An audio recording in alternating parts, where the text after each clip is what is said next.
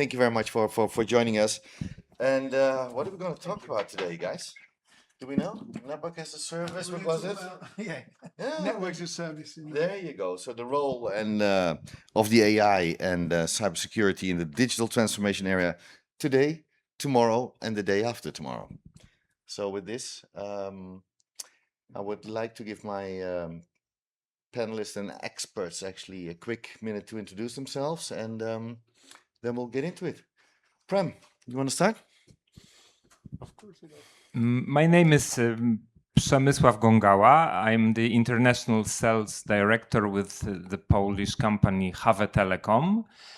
We are a provider of long-distance dark fiber and an operator of a DWDM network, both in Poland and regionally. We also operate a CDN network in Poland. Okay, thank you so much. Michael, I mean, for the people who didn't see you today, I mean, please. All right, third time today, but my name is Michael Markin, and I represent company Telecom Communications. We're one of the sponsors of the event here, as well as working in IoT, eSIM, voice, SMS, and wholesale business. I'm here as a panelist to discuss numerous things that are happening in our industry today, tomorrow, and beyond. Therefore, happy to see everybody and wishing everybody a good time. Okay. Jimmy? Hello, my name's Jimmy Jones. I work for Zariat. We're IoT MVNO, and we focus on security and flexibility for our customers, and we leverage our relationship with our sister company, Celsius. Yeah. Okay, thank you so much. And last but not least, the guy with the two nationalities or two passports or whatever. Erkan, please, over to you. Thank you. My name is Erkan Satic. I'm the Director of Cloud Ecosystems and Alliances for Wingu Africa. Wingu Africa is a independently operated Tier 3 data center. We operate in Djibouti, Ethiopia, Tanzania, and Somaliland. But I have a rich history in telco, dating back to dinosaur times. Why are you pinpointing at me? Because you were mentioning dinosaurs earlier. Uh-huh. I've spent a long time in cybersecurity, and now I enable cloud services. Well, Wingu enables cloud services in the Horn of Africa.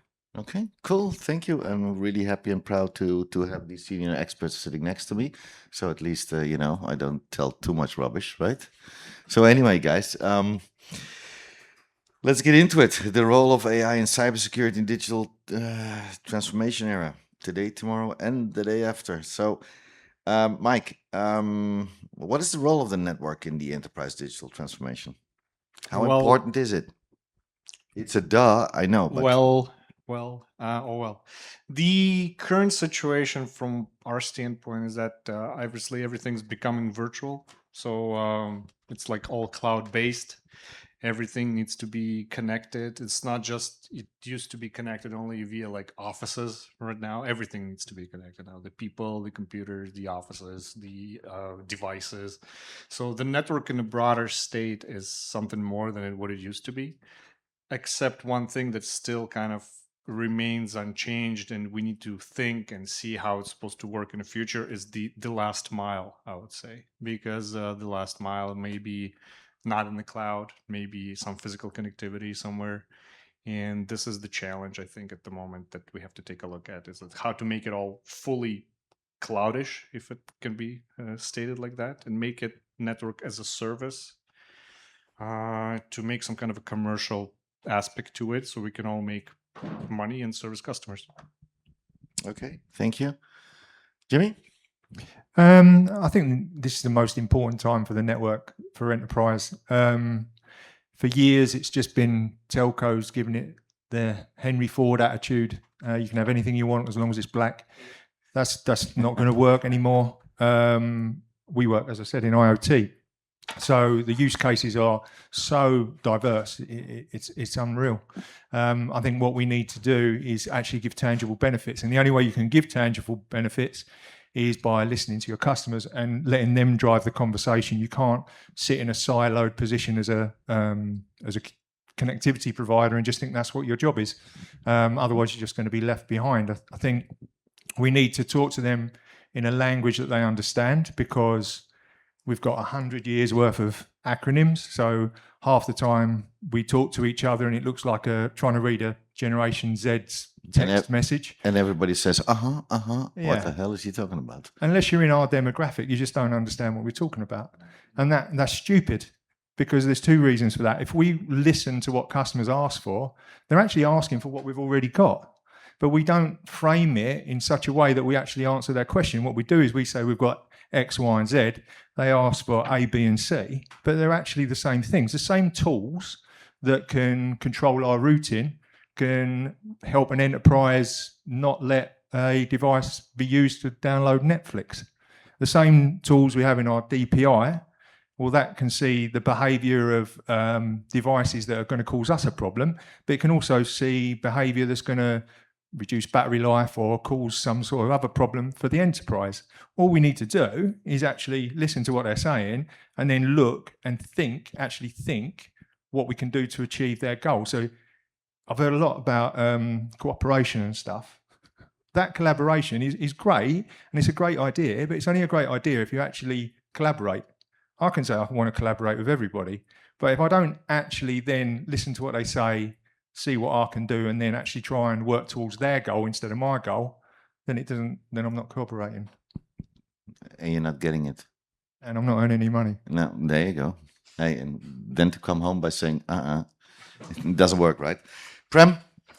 I would like to comment on the NaaS acronym, because it's closest to our business. And I think you have a classic dilemma which occurs in many industries, a choice between adding more resources or managing existing resources. And both cost money, both have provide advantages and disadvantages. And then when I look 20 years back, I remember times when I saw more focus on managing existing resources. Like you had, ATM networks were a hot topic. Service classes in MPLS were a hot topic. Not so much these days. So I think, of course, NaaS is a valid idea, and it has the future. But I would say that in the last 10 years, in connectivity, this approach of adding more resources instead of investing more money into managing existing network capacity was dominant. And it also depends on which part of the supply chain you consider, because my perspective is maybe different from yours, because I represent a company that only supplies infrastructure, long distance dark fiber, and big capacity 100Gs and more to ISPs and network operators. So it's this more. These are these initial stages of the supply chain, whereas when you go further towards the end user, towards the customer, the NaaS has more chances. All right. Talking about network as a service and the path towards it, actually, Erkan, can we achieve a fully cloud-enabled network with the usage-based consumption model? Here we go. It's possible. Okay. But I think the overlying theme has been cooperation, working together, sharing revenues. So it would require a lot of pushing in the same direction by multiple suppliers and differing companies. So, for example, we're a tier 3, we're a carrier neutral tier 3 data center, right, in Africa. So we provide white space, we provide power, we provide redundancy. We have all of the network operators in our data center. Now a customer can choose whatever data set they want. On our cloud platform, we have 2 carriers. That's a cost issue because it's Africa, but let's park that for a second. Let's assume that all the carriers, right? So then when a customer came in, and we provide the cloud service as IS, so we provide to wholesalers. So really, we're only making money off, obviously, we've got the cabinets, the hardware, the maintenance and everything else, and the software licenses and whatnot. But we're giving wholesalers the opportunity to be able to sell cloud services with no CapEx in Africa. So we're doing our part in terms of our collaboration towards a fully and enabling NaaS and enabling. Now, what needs to happen is all those carriers need to get together and work with us to say that we're going to allow you to do bursting. We're going to give you free connectivity, only going to charge you for what the customer uses. And then you could have that. And I think going back to Michael's point about can we have like totally cloud? Well, I think when more people go on the cloud, when we have more infrastructure like this, whether it's wholesale, whether it's your own platform, it doesn't really actually matter.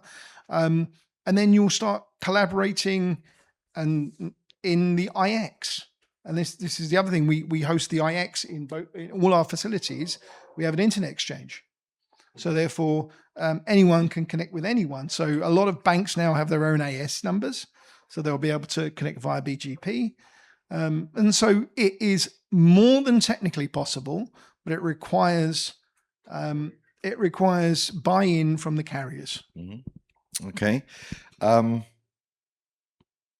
Michael, considering that 80% of the time customers actually request interconnections, all the way to their premises, how are you addressing this through your existing automated tools, and what kind of development have you done to improve or change existing commercial processes? Good luck. You have 5 minutes. That's right. Well, we've done some improvements in terms of obviously talking to your customer, seeing what they want, because what we've seen recently and many days before is, that everybody's doing what they think they're doing, but it doesn't necessarily reflect the need of the customer. So we don't really ask the customer, what do you want, right? So we have A, B, C. This is what you choose from because this is easy for us to do.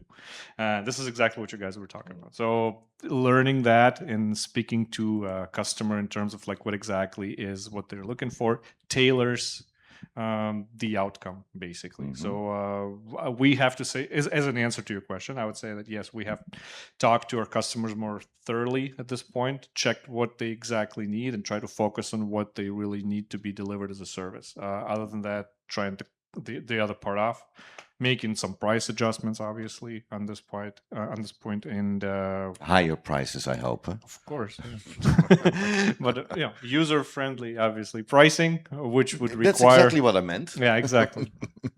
But I mean, of course, everything's commercial. We cannot say that we're here for.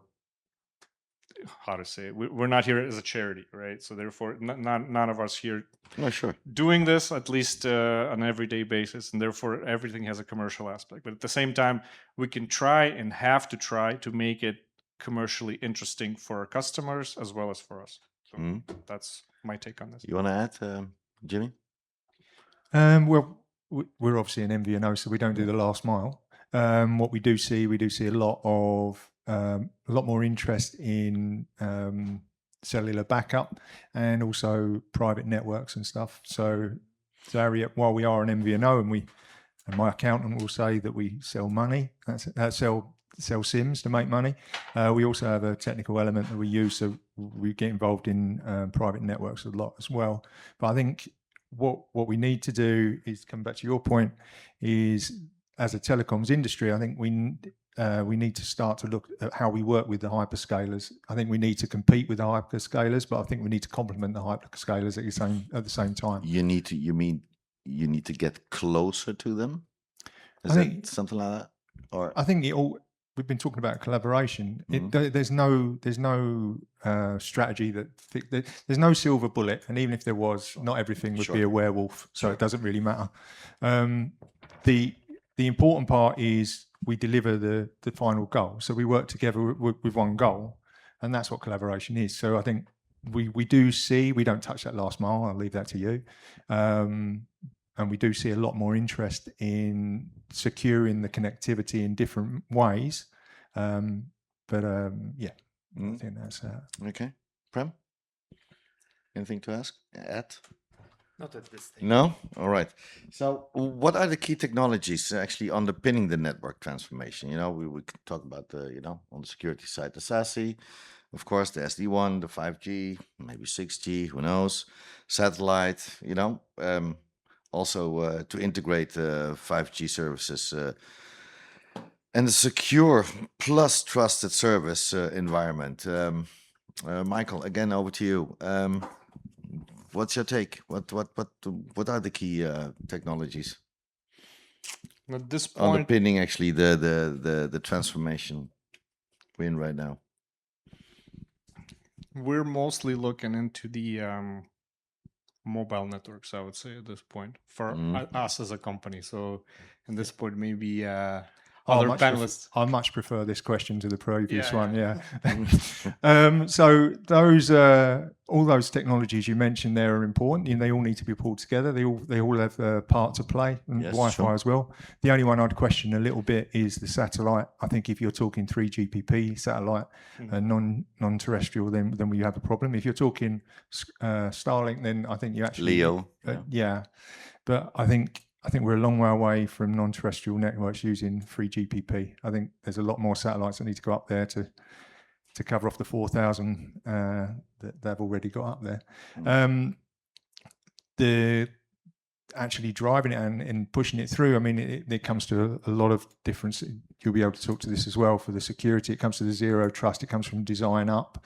You need to be able to track that through. You need to have visibility of what's going on in your network. You need to utilize AI, as it says up there, for the security as well. Otherwise, you're going to be in problems. So there's a lot of elements there you can pull together. But overall, it does depend on what you're trying to achieve. So all of those things can come together. But in the end, you're only going to need a subset. You're going to need to build your security knowing what that end goal is, and you're going to need to work towards it continuously. But I mean, if we've sat on security conferences, continual improvement is just one of those things. ISO 27001, going for read And the that. bureaucracy to it, right? We're working security. We cannot say that. I tried. Erkan, you want to add something? Yeah, so I think Maybe especially on the SASE side, so the security side. yeah, I mean, my current position is difficult because it's, and we go back to working together and collaboratively, right? So, as a cloud service provider, could I get into agreements with any number of cybersecurity companies and provide it direct to the customer? Of course I could, but that's not my lane, right? That's going to be the telco's lane or another cybersecurity provider's lane. So this is, I think, where we need to, as an industry, understand where we can bleed over and where we shouldn't bleed over. Yeah. So, but for the network side, I totally agree. I think there's probably not enough being put into how we do DDoS or WAF protection for customers. I think a lot of the time when you're providing internet connections, carriers provide the black hole traffic when there's a DDoS attack, rather than actually working with the customer to scrub it. But which I know the customers can buy that directly, but there's an opportunity there for the wholesaler to the carrier to do that, but it tends to not happen. I think there is a bigger opportunity than we actually appreciate, though, because we have IoT Safe, great security. I mean, it does lock you into the major clouds, and to me, it's from device to edge, not end to end. But it's a fantastic. So just on that though, so on data sovereignty, a lot of the time, especially in the territories I work in, the equipment has to physically be in country. Yeah. So this is where cloud scrubbing becomes somewhat of an issue. Yes. Yeah. So the way we've tried to address that at Zaria is we've tried to take best of breed on both sides of the coin. So we've got the IP best of breed, and we've enabled 3 or 4 different IP security solutions, and that does 2 things. We the way we do it is we build an applet on our SIMs and a profile, and we allow them to put their keys there. So if you want to use Wolf SSL, you can use Wolf SSL. If you want to use Cavero, they do Quantum Secure. But there's other ways that you, as a telco, you can work with people to create a sort of security abstraction layer. And if you can do that, and I've got an idea how to do that, but if you can do that, then it takes some of the pressure off. So then you can do the data sovereignty. And earlier there was a panel, and they were saying jumping from AI as a POC to AI as a live deployment is difficult for the sovereignty reasons, exactly as you put it. So if you can create an abstraction layer, then that normally controls the routing as well. Then you can move it to a siloed sovereign data center, for instance, in Tanzania. Okay. Prem? And I would like to actually add one technology to the list that you mentioned, and this is the long distance dark fiber, because we see the increased demand for long distance dark fiber in Poland and in Europe generally, and we see more investments than in the last 10 years or so, depending on the region. And this is obviously related to the demand from the hyperscalers that you mentioned earlier. They are probably the biggest single segment, but it also is related to the security issues, because the scrubbing centers that you mentioned, they also need a lot of capacity, and this is based on fiber infrastructure. More fiber routes mean more geographical diversity. So again, more resilient networks. And also some customers, they want their networks just physically separated from everything else, for which the dark fiber is a very useful solution. All right. We do follow some trends. I mean, we all do. Is there anything that we can share with the audience about the emerging business and partnership model in response to those market trends? What trends do you see, and how can we, work together on it? I think coming together of all the connectivity types is something where you should look to really push. We take that as a key differentiator. We don't want to look at your network as just the mobile element. We want to see how we can fit into your IP infrastructure as well. So if you've got servers running X, Y, and Z, we'd like to make sure that we can create an overlay using our SIMs to be able to use the same. The security is the easy one. So the same encryption tools that you're using on the IP on the cellular level as well. I think there is multiple tools that we can use there. We've missed a trick. So most networks have DPI platforms. Those DPI platforms should be being sold to the enterprise, because the enterprise have a problem. They can't see what their connectivity is doing a lot of the time. Where we can see that actually that device has come on 5 times more than that one over there. If we can take a rough picture of what your device is going to behave like, we can tell you if it steps out by 20%. Okay. That's a valuable tool, and it means the DPI isn't a black hole that you put money in. It's actually giving you something back. If something as simple as routing, if we route in a particular way, if you tell us that my meter only goes to these 3 IP addresses, and we say, okay, we'll put that in, every one of those meters, they can only reach those, then no one's watching Netflix on your water meter. And it's things like that. It's just, I think, thinking of what the benefits are rather than what the technology is something we're missing. But Okay. yeah, I think that's the big takeaway. Okay. Yeah. So, in terms of how I see, the trends that I would say that we're seeing is a lot of like and when we're not unique in this, by the way, but on our platform we have applications, so you can go in there and you can go to GitHub, or you can go to whatnot. So I know they're not wholesale applications, but as we progress, we're going to have a landing page where a customer can select whichever carrier they want, and then that carrier can provision private networks onto the platform. So this gives the carrier the opportunity to get a sale from the platform from the customer's choice. Yeah, depending on reputation and whatnot. Sure. So as long as the carriers are in there, they can say, "Oh, I'm going to choose this one," or they might want to keep everything in, or they might want to have diversity of carrier. So it gives customers the choice. And I think we were all saying the same thing here: is that the customer has to drive the behavior, and we have to be there to be able to facilitate what the customer wants. And we're not doing that enough. Is anything ever enough? So I think evolution comes and things change, and with everything comes further improvements. Okay. All right, Mike.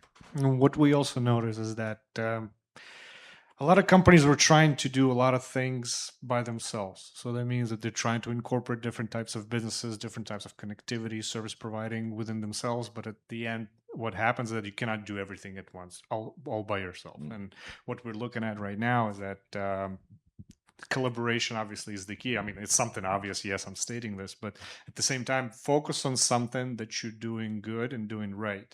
Put everything else aside, or try to do it, and then the rest of the companies who are doing other things that you're not really strong at will fill in that gap. And therefore, collaboration here is exactly what you guys just mentioned: different types of services, different types of companies. That's the only key that I think. Prem?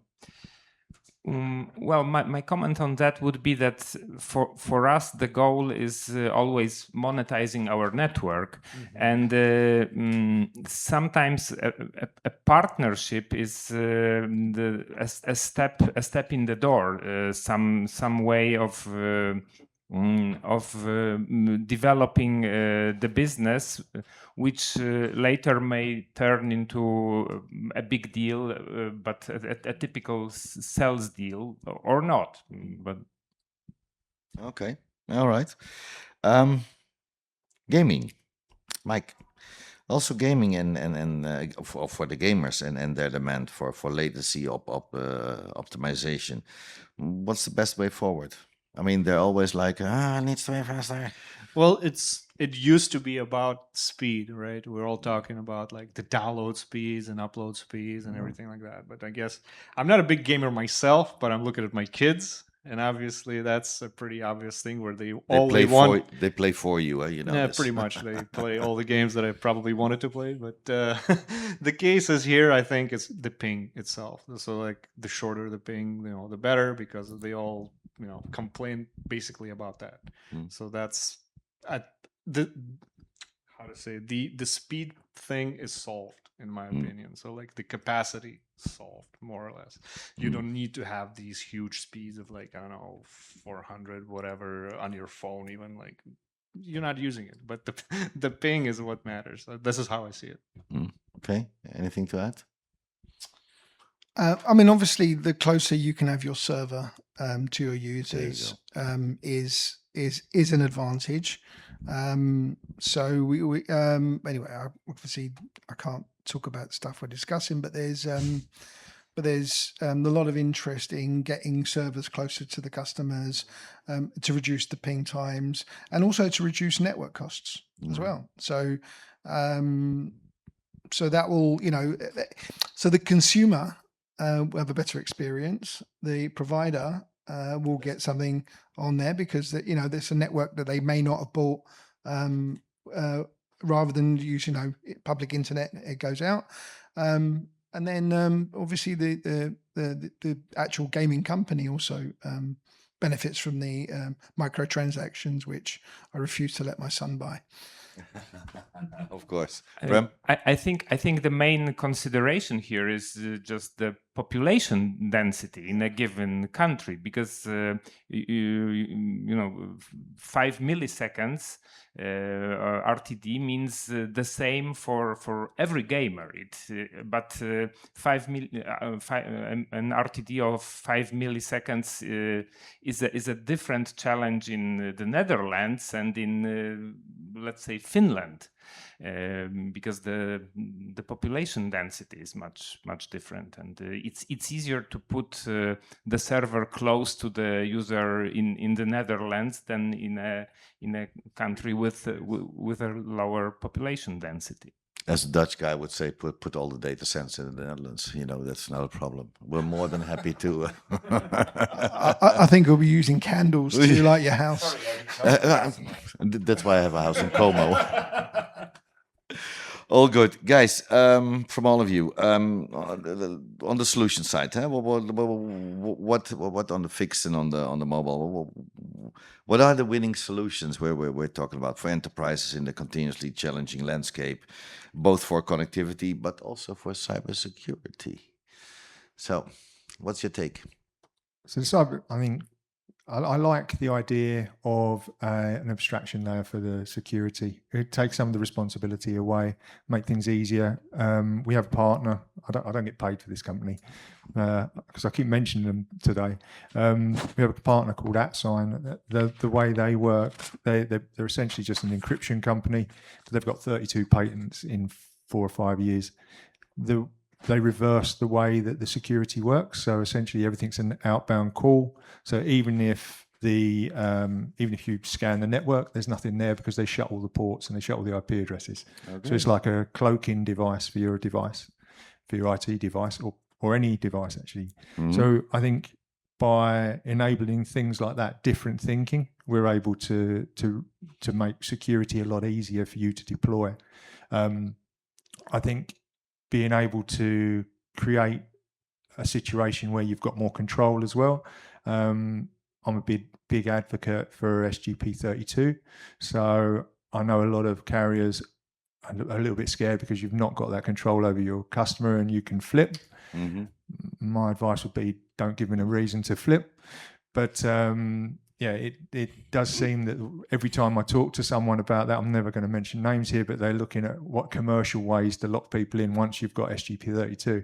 And I think that's a little bit, that's a sad reflection on our industry when we're looking to do that, because we all spoke about collaboration on all loads of the panels.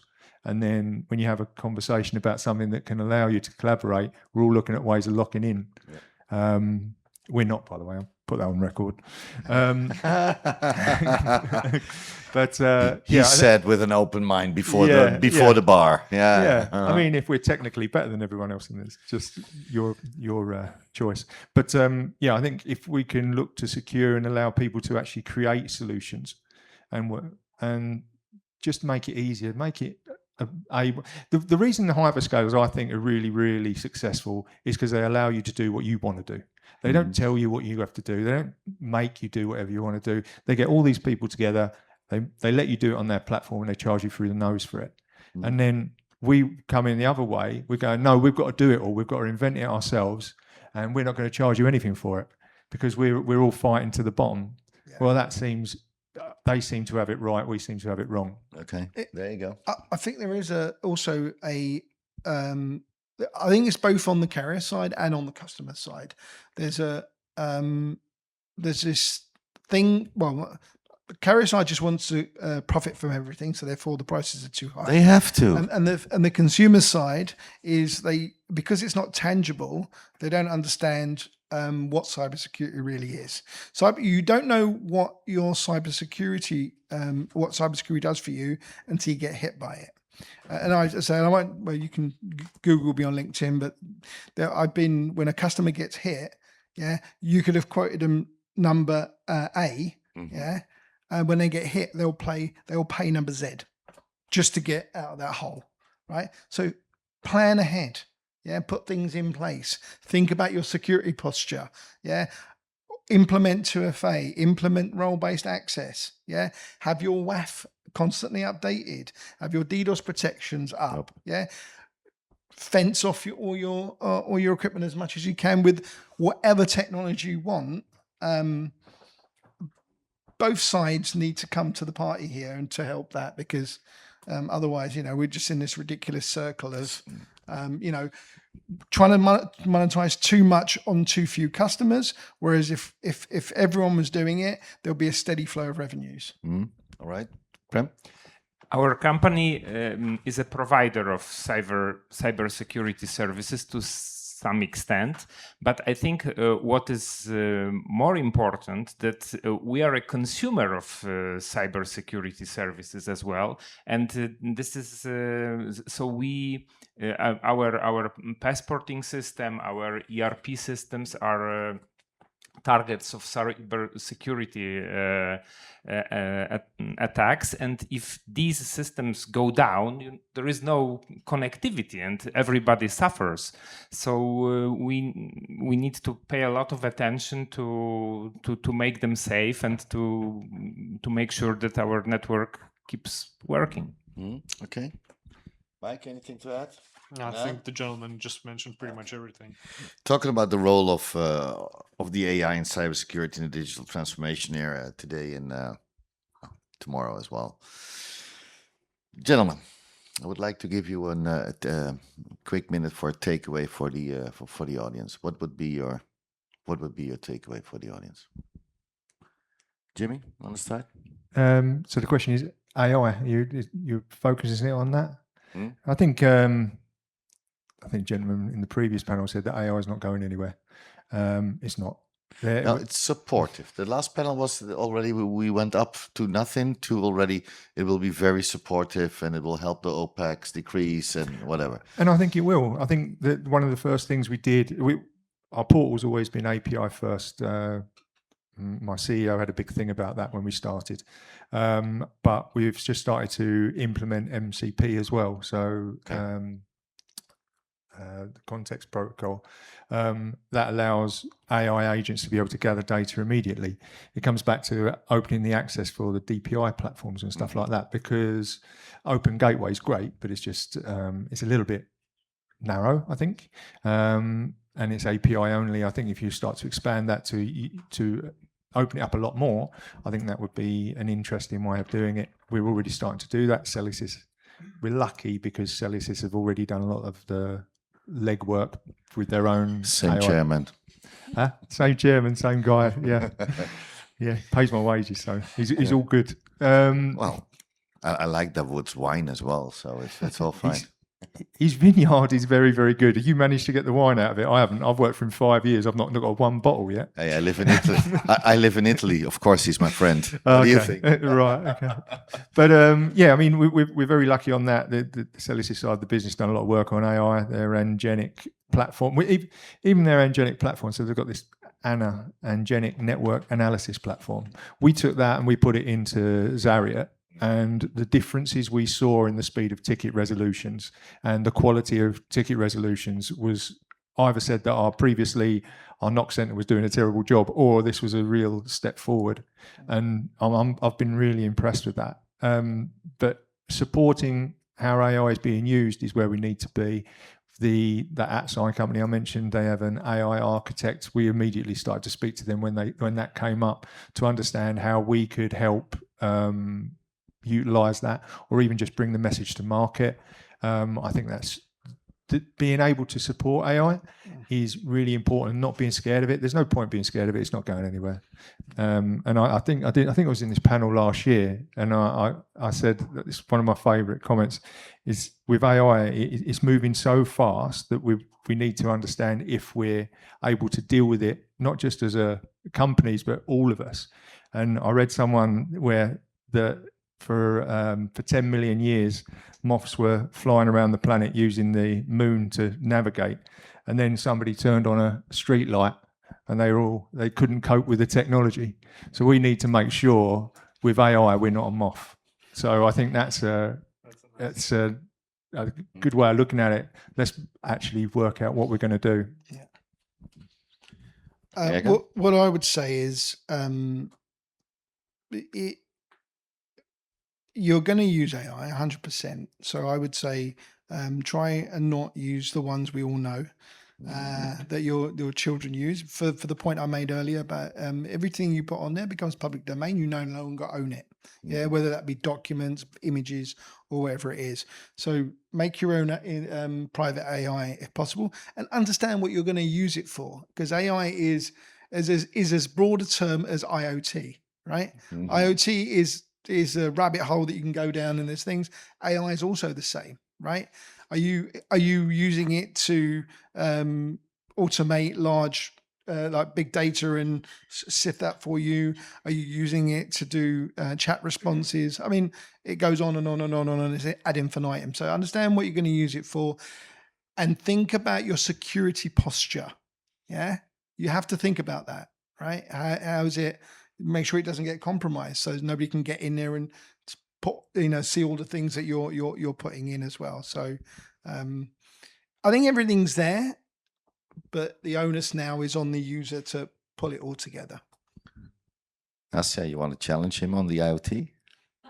Well, it's not so much a challenge, right? Because I think both me and Jimmy have been saying for a long time, but I certainly have, being in the IoT for the past 8 years or so, more than that,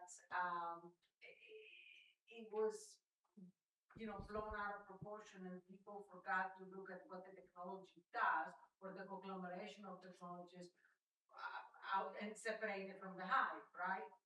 IoT hasn't gone anywhere. If anything, has grown, and it will continue to grow, especially when you put it together with AI, because AI needs all the data. And I will go back to what I always say: everything and everyone will be connected, like it or not. We cannot escape it. The Pandoran box has opened. I can use many cliches, but I'm not as good as Jimmy and his moth story, which I love, by the way. It's cooler.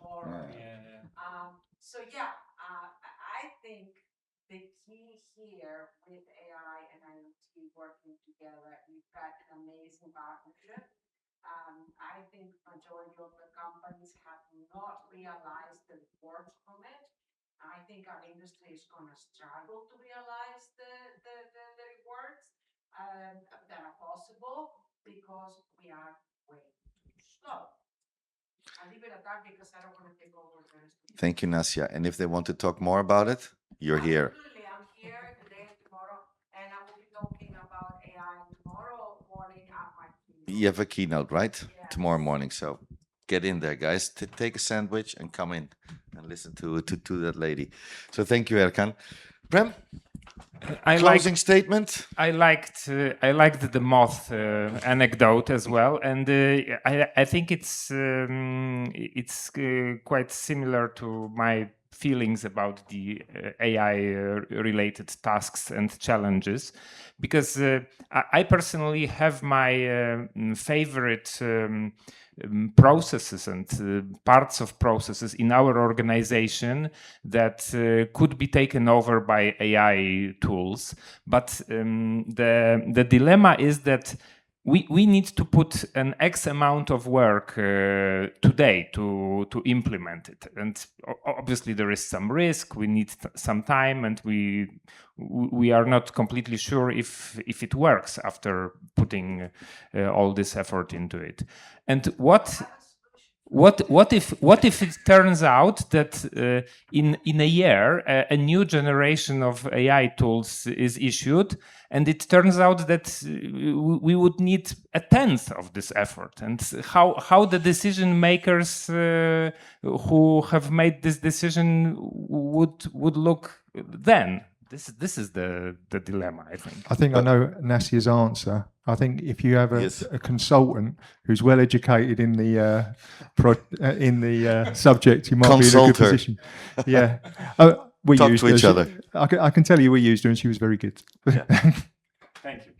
So the solution is brought to you here live at the GCCM 2026 in the beautiful non-sunny city of Berlin, but we'll get to the weather hopefully by the end of the week. He's right, No, of course. It's very right what you're saying, because majority of the organizations have this dilemma, and I don't like to be called a consultant because consultants only give ideas, but they don't give solutions. And an invoice. I do the opposite. I give the solutions before I even give the ideas. So No. anyhow,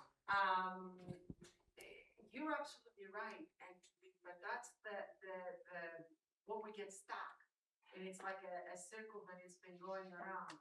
We don't have the time. We don't know what's going to happen with technology, but somewhere, somehow, you need to start. And if you try to do a complete digital transformation for the organization to adopt AI, it's not going to work. It's going to fail. That's why they've been failing it. There's different ways you can do that, and to safeguard your current, infrastructure, your current revenue stream, plus, create something for the future.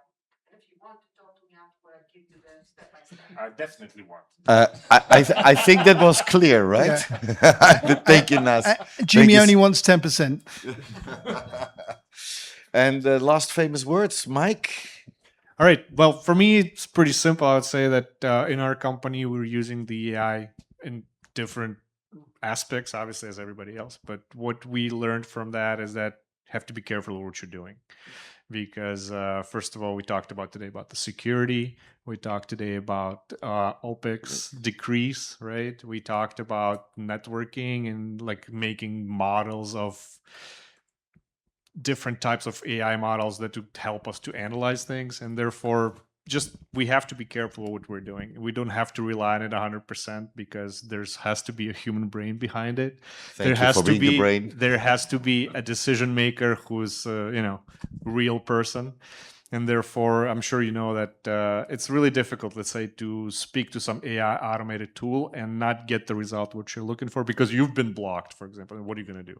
Then you have to find some real person to unblock you somehow from something that you were doing. And basically, we have to be basically careful. This is how my closing statement is. Select your battles, use the right tools for these battles, and hopefully that will bring us all prosperity.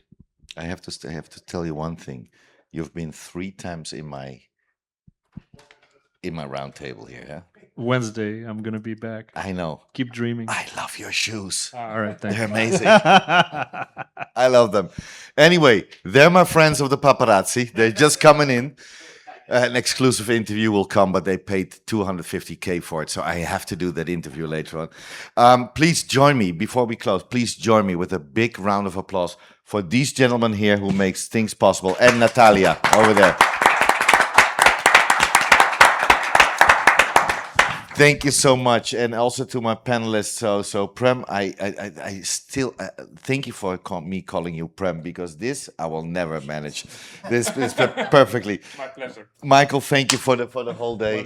Erkan, the guy already with the 2, let's say, citizenships. Fantastic, thank you. And Jimmy, as always, thank you so much for your insights. So thank you so much. Tonight there is something going on probably with you in the center? No? Okay. So there will be, I think we start at what time? 7:30 we start.